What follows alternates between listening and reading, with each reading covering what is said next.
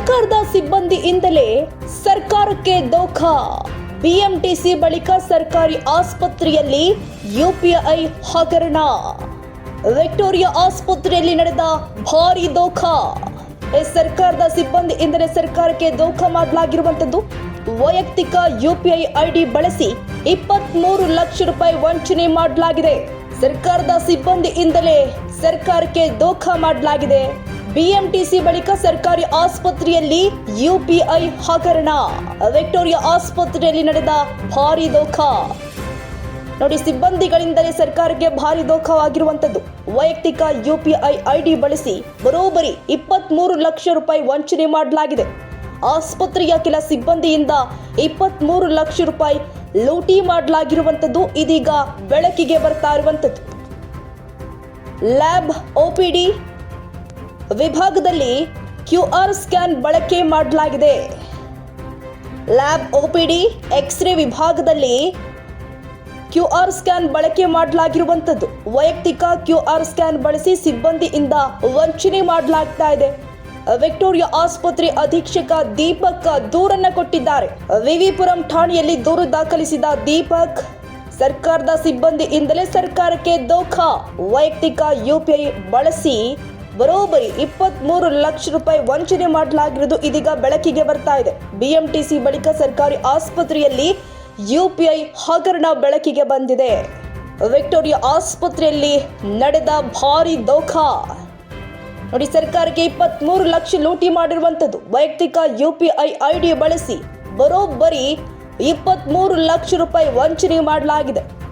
ಆಸ್ಪತ್ರೆಯ ಕೆಲ ಸಿಬ್ಬಂದಿಯಿಂದ 23 ಲಕ್ಷ ರೂಪಾಯಿ ಲೂಟಿ ಮಾಡಲಾಗಿದೆ. ಲ್ಯಾಬ್ ಒಪಿಡಿ ಎಕ್ಸ್ರೇ ವಿಭಾಗದಲ್ಲಿ ಕ್ಯೂಆರ್ ಸ್ಕ್ಯಾನ್ ಬಳಕೆ ಮಾಡಲಾಗಿದೆ.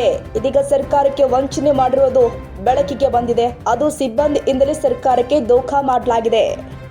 ಗೌರ್ಮೆಂಟ್ ಡಿಜಿಟಲ್ ಮನಿ ಅಂತ ಮಾಡಿದೆ ಟ್ರಾನ್ಸಾಕ್ಷನ್ಗೆ. ಇದು ಒಂದ್ ಕಡೆ ಅನುಕೂಲ ಇದೆ, ಇನ್ನೊಂದ್ ಕಡೆ ಅನನುಕೂಲ. ಇವಾಗ ಏನ್ ಮಾಡ್ತಾರೆ, ಸ್ವಂತದ್ದು QR ಕೋಡ್ ಹಾಕೊಳ್ತಾರೆ. ಅದ್ರ ಮೇಲೆ 50 ರೂಪಾಯಿ ಇರೋ ಹತ್ರ 100 ರೂಪಾಯಿ ಕಳಿಸಿ ಅಂತಾರೆ. ಪಾಪ ಕಸ್ಟಮರ್ಗೆ ಇವರಿಗೆ ಪೇಷಂಟ್ಗೆ ಗೊತ್ತಿರಲ್ಲ, ಹಾಕ್ತಾರೆ.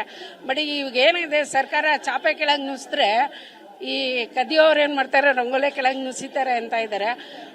ಈ ಏನು ಆನ್ಲೈನ್ ಪೇಮೆಂಟ್ ಇದೆ ಅದು ಒಳ್ಳೇದು ಮತ್ತೆ ಕೆಟ್ಟದು ಎರಡೂನು. ಸ್ವಲ್ಪ ಸರ್ಕಾರ ಅದ್ರ ಬಗ್ಗೆ ಯೋಚನೆ ಮಾಡಿ ಬಿಗಿ ಹಿಡಿಬೇಕಾಗಿದೆ. ಸುಮ್ಮನೆ ಮಾಡಿಬಿಟ್ಟು ಕೂತ್ಬಿಟ್ರೆ ನಡೆಯಲ್ಲ. ಇವಾಗ ಮೀಡಿಯಾ ಏನು ಸರ್ಚ್ ಮಾಡ್ತಾ ಇದೆ, ಇದು ಸರಿ ಇದೆ. ಮತ್ತೆ ಸರ್ಕಾರ ಇದ್ರ ಬಗ್ಗೆ ಯೋಚನೆ ಮಾಡ್ಬೇಕಂತ ನಾನು ಹೇಳ್ತೀನಿ. QR ಕೋಡ್ ಏನಿರುತ್ತೆ ಅದು ಆಸ್ಪತ್ರೆದು ಅಥವಾ ಗೌರ್ಮೆಂಟ್ ಇರಲ್ಲ, ತಮ್ಮ ಓನ್ ಹಾಕೊಂಡಿರ್ತಾರೆ. ಸ್ವಂತ ಅಕೌಂಟ್ ಇಂದು QR ಕೋಡ್ ಹಾಕೊಂಡಿರ್ತಾರೆ. ಅವಾಗ ಪೇಷಂಟ್ ಪಾಪ ಅರ್ಜೆಂಟ್ ಅಲ್ಲಿ ಇರ್ತಾನೆ, ಕೇಳ್ತಾನೆ ಎಷ್ಟು ಅಂತ. 50 ರೂಪಾಯಿ ಇದ್ರೆ 200 ರೂಪಾಯಿ ಹೇಳ್ತಾನೆ. ಅವ್ನು ಪಡ ಕೆಲಸ ಆಗ್ಬಿಡ್ಲಿ ಅಂತ ಹಾಕೊಂಡ್ಬಿಡ್ತಾನೆ, ಪೇ ಮಾಡ್ಬಿಡ. ಅವ್ರಿಗೆ ಹೋಗ್ಬೇಕು, ಅರ್ಜೆಂಟ್ ಇರುತ್ತೆ. ಸೊ ಹೆಂಗೋ ಒಂದು ದುಡ್ಡು ಮಾಡ್ತಾರೆ. ಇದು ಎಲ್ಲ ಹಾಸ್ಪಿಟಲ್ ಅಲ್ಲಿ ನಡೀತಾ ಇದೆ. ನಿಮ್ಮಲ್ಲೆಲ್ಲ ಸ್ವಲ್ಪ ನೋಡ್ಕೊಳ್ಳಿ, ಡೇಟಾ ಎಂಟ್ರಿ ಆಪರೇಟರ್ಸು, ಕ್ಯಾಶ್ ಸೆಕ್ಷನಲ್ಲೆಲ್ಲ ಸ್ವಲ್ಪ ಗಮನ ಹರಿಸಿ ಅಂತ ಅಂದ್ಬಿಟ್ಟು, ಅದು ಗಮನ ಹರಿಸಿದಾಗ ನಮ್ಮ ಕೌಂಟರ್ಗಳಲ್ಲಿ ಕೆಲವು ಕೌಂಟರ್ಗಳಲ್ಲಿ ಅಂದರೆ ನಮ್ಮ ಇನ್ಫೋಸಿಸ್ ಲ್ಯಾಬ್ ವಿಕ್ಟೋರಿಯಾ ಹಾಸ್ಪಿಟಲ್ ಕಂಡು ಬಂದಾಗ ಒಂದು ತಿಂಗಳದಲ್ಲ, ಸುಮಾರು ಒಂದು 5-6 ತಿಂಗಳಲ್ಲಿ ನೋಡಿದಾಗ ಸ್ವಲ್ಪ ಅವ್ಯವಹಾರ ಥರ ಕಂಡು ಬಂದಿದೆ. ಅದಕ್ಕೋಸ್ಕರ ಕಮಿಟಿ ಮಾಡಿಕೊಂಡು ಟ್ರೇಸ್ ಮಾಡಿದಾಗ ಸ್ವಲ್ಪ ವ್ಯತ್ಯಾಸ ಕಂಡು ಬಂದಿದೆ ನಮ್ಮ ಟ್ರಾನ್ಸಾಕ್ಷನಲ್ಲಿ. ಅದರಿಂದ FIR ಮಾಡಬೇಕು ಅಂತ ಮಾಡಿದ್ದೀವಿ. ಎಷ್ಟು ತಿಂಗಳಿಂದ ಈ ಥರ ಮಾಡಿದ್ದಾರೆ? ನಾವು ರೆಕಾರ್ಡ್ ಮಾಡಿರೋದು ನಮ್ಮ ಇದರಲ್ಲಿ 6 ಮಂತ್ಸ್. ಲ್ಯಾಬ್ ಟೆಸ್ಟ್ಗಳು, ಅಂದರೆ ರಕ್ತ ಪರೀಕ್ಷೆಗಳು, ಎಕ್ಸ್ರೇ ಪರೀಕ್ಷೆಗಳು ಮಾಡಿದಾಗ ಆ ಥರ ಕೌಂಟರ್ಗಳಲ್ಲಿ ಇಟ್ಕೊಂಡಿದ್ದೀವಿ. ಒಬ್ಬರೇ ಮಾಡಿದಾರ, ಒಂದು ಟೀಮಾಗಿ ಮಾಡ್ಕೊಂಡಿದ್ದಾರೆ? ಟೀಮಾಗಿ ಮಾಡಿರ್ಬೋದು ಅನ್ಸುತ್ತೆ, ಗೊತ್ತಾಗಲ್ಲ ನಮಗೂ.